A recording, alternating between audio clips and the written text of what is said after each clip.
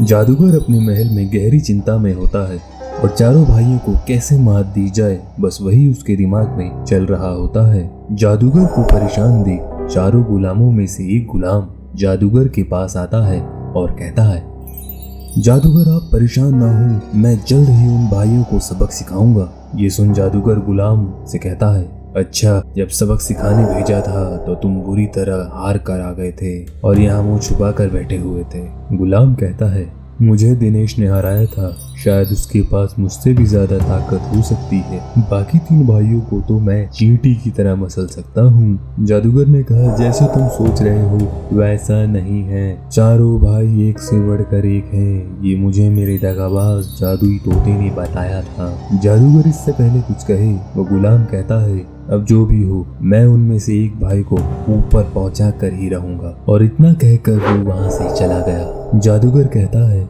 ये मेरे सारे गुलाम इतने बेवकूफ क्यों हैं? पूरी बात सुने बिना ही यहाँ से चला गया। अब क्या होगा इसका?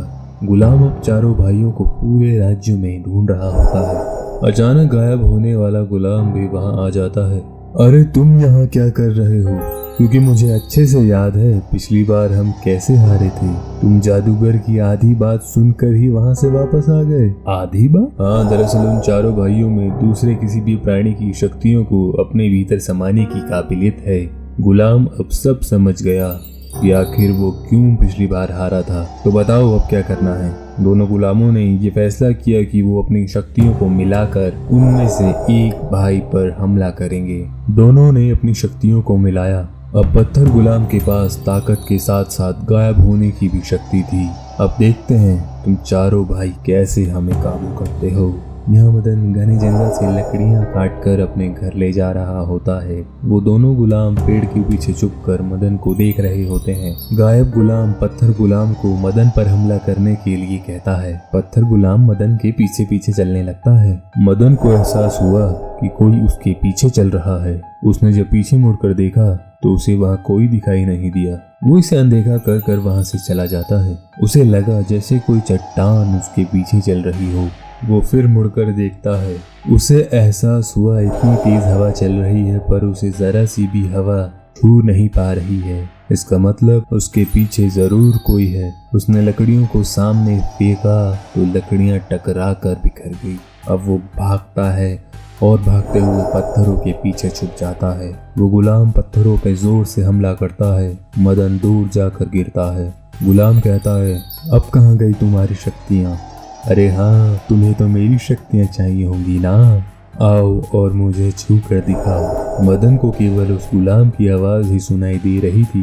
गुलाम उसे मारता रहा और मदन अब बेहोश ही होने वाला था कि वो भैया भैया कहकर चिल्लाता है और वहीं बेहोश भी हो जाता है। और दूसरी तरफ सुशील को यह एहसास हुआ कि मदन खतरे में है। वो उसे ढूंढते हुए जंगल में पहुंचता है।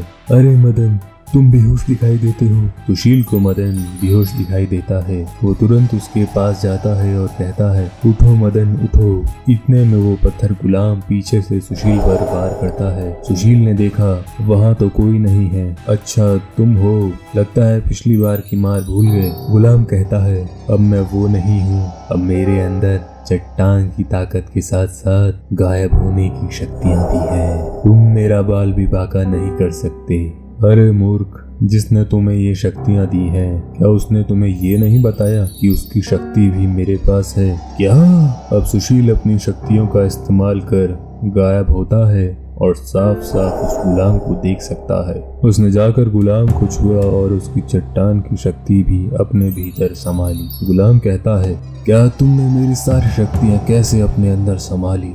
सुशील के पास अब 2 गुलामों की शक्ति थी। वो गायब होने के साथ साथ चट्टान की तरह मजबूत भी बन चुका था।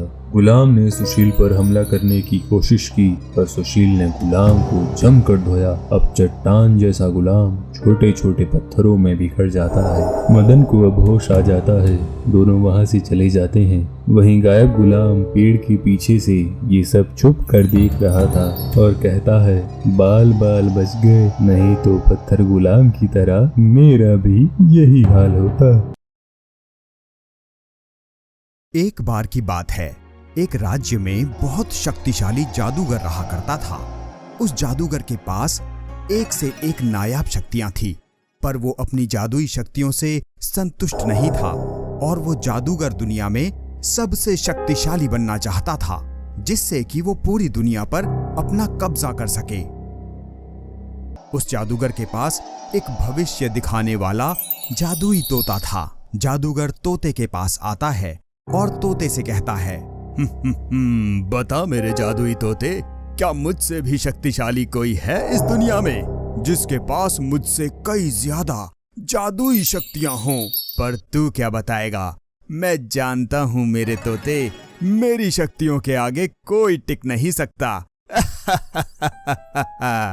सावधान जादूगर, तुमसे भी शक्तिशाली 4 भाई इस राज्य में रहते हैं जिनको ऐसी शक्तियां प्राप्त होने वाली हैं जिनकी शक्तियां तेरी शक्तियों से भी ज्यादा होंगी। ये सुनकर जादूगर हक्का बक्का हो गया और सोच में पड़ गया। जादूगर कहता है, तोते ने कहा है कि उनको शक्तियां प्राप्त होंगी, इसका मतलब अभी उनके पास किसी भी प्रकार की कोई शक्ति नहीं है, मतलब वो अभी बस एक मामूली इंसान ही हैं। इससे पहले कि उन्हें वो शक्तियां प्राप्त हों, मुझे उन्हें रोकना होगा। जादूगर तोते से पूछता है कि उन्हें ये शक्तियां कैसे प्राप्त होंगी। तोता अपनी जादुई शक्ति से जो भविष्य में होने वाला है वो सब जादूगर को दिखा देता है। इससे पहले कि आप कहानी में खो जाएं, हिंदी स्टोरी बॉक्स चैनल को सब्सक्राइब करें और वीडियो लाइक करना न भूलें। अब कहानी शुरू करते हैं। यहाँ दूसरी ओर वो चारों भाई अपने पिता के साथ खुशी खुशी अपना जीवन बिता रहे होते हैं। उनमें से पहले भाई का नाम सुशील, दूसरे भाई का नाम अनिल, तीसरे भाई का नाम दिनेश और चौथे भाई का नाम मदन था। वो चारों भाई बहुत मेहनती थे। वो अपने पिता को कोई भी कार्य नहीं करने देते थे। पिताजी, अब हम बड़े हो चुके हैं और इस काबिल हैं कि हम अपना घर चला सकते हैं और आपको कोई कार्य करने की जरूरत नहीं है। उनके पिता अपने चारों पुत्रों से बहुत खुश थे। वो अपने राज्य के सबसे बड़े ज्योतिषी के पास अपने पुत्रों का भविष्य जानने के लिए जाते हैं। महाराज, मेरे पुत्र बड़े ही काबिल हैं। वो हर कार्य बड़ी कुशलता से कर लेते हैं और मुझे कोई कार्य नहीं करने देते। यजमान, आपने बिल्कुल सही कहा। आपके पुत्र निस्संदेह बिल्कुल कुशल हैं, परंतु मैं आपको सावधान करना चाहता हूँ। भविष्य में आपके पुत्रों पर किसी बड़े खतरे की आशंका है। अगर वो इस राज्य में और ज्यादा समय तक रहे तो उनकी जान को खतरा है। तुम उन्हें यहाँ से तुरंत ही किसी और जगह भेज दो। उन चारों भाइयों के पिता ने उन सभी को कहा कि उन्हें उनकी एक शर्त माननी होगी। सुशील ने पूछा, कैसी शर्त? मैं चाहता हूँ कि तुम सभी कुछ दिनों के लिए इस राज्य से कहीं और चले जाओ। मुझे राज्य के ज्योतिष ने कहा है कि तुम चारों भाइयों पे किसी प्रकार का खतरा आने वाला है अगर तुम ज्यादा समय इस राज्य में रहे तो। इसलिए मैं नहीं चाहता कि मेरे पुत्रों पर किसी प्रकार का कोई खतरा आए। चारों भाई अपने पिता की बात मानकर निकल पड़ते हैं। रास्ते में उन्हें वही ज्योतिषी मिलते हैं और वो कहते हैं, जैसा कि मैंने तुम्हारे पिता को बताया था कि तुम्हें इस राज्य से कहीं दूर जाना होगा, पर मैं तुम्हें एक बात तो बताना भूल ही गया था। तुम सभी को अलग अलग दिशाओं में जाना होगा और 4 दिन बाद वापस आना होगा। वो चारों भाई एक दूसरे की तरफ देखते हैं। तभी अनिल कहता है, भैया, अब हम क्या करें? ज्योतिषी महाराज तो कह रहे हैं हमें अलग अलग होना होगा, पर पिताजी ने कहा था कि हमें साथ ही रहना है। हाँ, मैं भी वही सोच रहा हूँ, लेकिन हम इन ज्योतिषी महाराज की बात को भी अनसुना नहीं कर सकते, इसलिए हमें अलग अलग दिशाओं में ही जाना होगा। वो चारों भाई अलग अलग दिशाओं में निकल पड़े। दरअसल वो कोई ज्योतिषी नहीं था, बल्कि जादूगर भेष बदलकर उन भाइयों को रास्ते से भटकाने के लिए आया था। अब देखता हूँ इन्हें कैसे वो जादुई शक्तियाँ प्राप्त होती हैं। जादूगर अपने सबसे शक्तिशाली 4 गुलामों को उन 4 भाइयों को खत्म करने के लिए उनके पीछे भेजता है।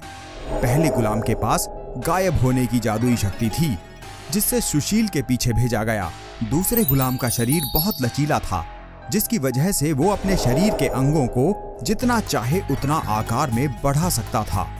उसे दूसरे भाई मदन के पीछे भेजा गया।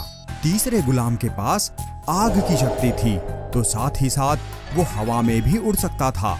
उसे तीसरे भाई अनिल के पीछे भेजा गया। चौथा गुलाम सबसे बलवान था और उसका पूरा शरीर पत्थर के जैसा था। उसे चौथे भाई के पीछे भेजा गया।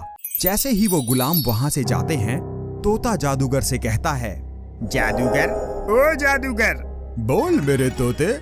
मैं एक बात बताना तो भूल ही गया। क्या है वो? बता, जल्दी बता। उन चारों भाइयों में एक खासियत है जो उनके जन्म से ही है। वो किसी भी प्राणी के गुणों को या उनकी खासियत को जल्दी अपने अंदर समा सकते हैं। अब जो गुलाम तूने भेजे हैं वो सभी एक से बढ़कर एक हैं, और यदि उन चारों भाइयों के पास उन गुलामों की शक्तियां आ गई तो वो उन गुलामों से भी शक्तिशाली हो जाएंगे। क्या? बेवकूफ तोते, ये तूने मुझे पहले क्यों नहीं बताया? जादूगर तोते पे अपनी जादुई शक्ति का प्रहार करता है। तोता वहां से उड़ जाता है और जाते जाते कहता है, तेरा सर्वनाश पक्का है। जादूगर, तू कुछ भी कर ले, विनाश काले विपरीत बुद्धि। अब जादूगर कहता है, इस तोते ने तो सारा खेल ही उल्टा कर दिया। इससे पहले कि उन चारों भाइयों को वो शक्तियां प्राप्त हों, मुझे खुद जाकर उन गुलामों को रोकना होगा। यहाँ सुशील उत्तर दिशा की ओर आगे बढ़ रहा होता है कि तभी सुशील के कंधे पे कोई हाथ रखता है। सुशील पीछे मुड़ा, पर वहाँ उसे कोई नजर नहीं आता। सुशील कहता है, कमाल है, यहाँ तो कोई भी नहीं है, तो मेरे कंधे पर किसने हाथ रखा? सुशील वहाँ से फिर चलना शुरू करता है, लेकिन बार बार उसे कोई छू रहा होता है। अब वो परेशान होकर कहता है, अगर हिम्मत है तो सामने आओ, क्यों डरपोकों की तरह छुपे हो? वो गुलाम अब सुशील के सामने आ जाता है। सुशील कहता है, तुम गायब हो सकते हो। हाँ, मैं गायब हो सकता हूँ और जहाँ चाहूँ वहाँ जा सकता हूँ। कोई मेरा कुछ नहीं बिगाड़ सकता। सुशील कहता है, पर तुम मेरे पीछे क्यों पड़े हो? तुझे मरना होगा। पर क्यों? मुझे एक जादूगर ने तुम्हें मारने के लिए भेजा है। जैसे ही वो गुलाम सुशील को छूता है, सुशील को उस गुलाम की शक्तियां मिल जाती हैं। अब सुशील गायब हो जाता है और वो गुलाम कहता है, अरे अरे ये क्या? ये कहाँ गायब हो गया? सुशील उस गुलाम को अच्छा सबक सिखाता है। इतने में वो जादूगर भी वहां आ जाता है और गुलाम की ऐसी हालत देख जादूगर को बहुत गुस्सा आ जाता है और वो उस गुलाम से कहता है, तू मेरे गुलाम, तू उस तुच्छ लड़के से हार गया। वो बहुत शक्तिशाली है जादूगर, तुम भी उससे बच के रहो। अच्छा, पहले तू तो मुझे बचा। जादूगर उस गुलाम को मार देता है और अब ये दूसरा भाई मदन पूर्व दिशा की ओर जा रहा होता है। तभी उसके सामने वो गुलाम आ जाता है और उसे अपने हाथों में जकड़ लेता है। मदन अपनी आंखें बंद करता है और उसकी शक्ति अपने शरीर में खींच लेता है। मदन ने अपने दोनों हाथ लंबे किए और उस गुलाम का गला दबाने लगा। गुलाम ने कहा उसे जाने दिया जाए, फिर उसे परेशान नहीं करेगा। मदन उसे जाने देता है और मदन वहां से चला जाता है। जादूगर वहां आता है और उस गुलाम को भी हारा देख वो उसे मौत के घाट उतार देता है। दूसरी ओर तीसरा भाई, जिसका नाम अनिल था, वो पश्चिम दिशा की ओर जा रहा होता है। उसे आसमान में बहुत तेज रोशनी दिखाई देती है। वो और कोई नहीं बल्कि तीसरा गुलाम था, जिसके पास आग की शक्ति है और वो आसमान में भी उड़ सकता है। गुलाम अनिल पर आग के गोले फेंकने लगता है। अनिल भागते हुए जाता है और उस गुलाम को कस के पकड़ लेता है। गुलाम कहता है, अरे लगता है तू खुद जलकर मरना चाहता है। पर अनिल के पास भी अब आग की शक्ति थी और वो भी हवा में उड़ सकता था। अनिल ने अपनी शक्तियों से उस गुलाम को सबक सिखाया और वो वहां से उड़ गया। जादूगर के हाथों फिर निराशा ही लगती है। वो तीसरे गुलाम को भी खत्म कर देता है और कहता है, बस अब आखिरी मौका है, मुझे उस चौथे गुलाम से पहले पहुंचना होगा।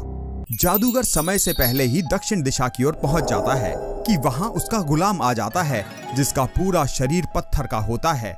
वो दिनेश पर भागते हुए हमला करता है, पर दिनेश उसके वार को रोक लेता है और उसकी शक्तियां प्राप्त कर लेता है और वो खुद अपने शरीर को पत्थर का बना लेता है और उस गुलाम को एक ही मुक्के से आसमान की सैर करा देता है। जादूगर अपना सर पकड़ लेता है और कहता है, सब खत्म हो गया।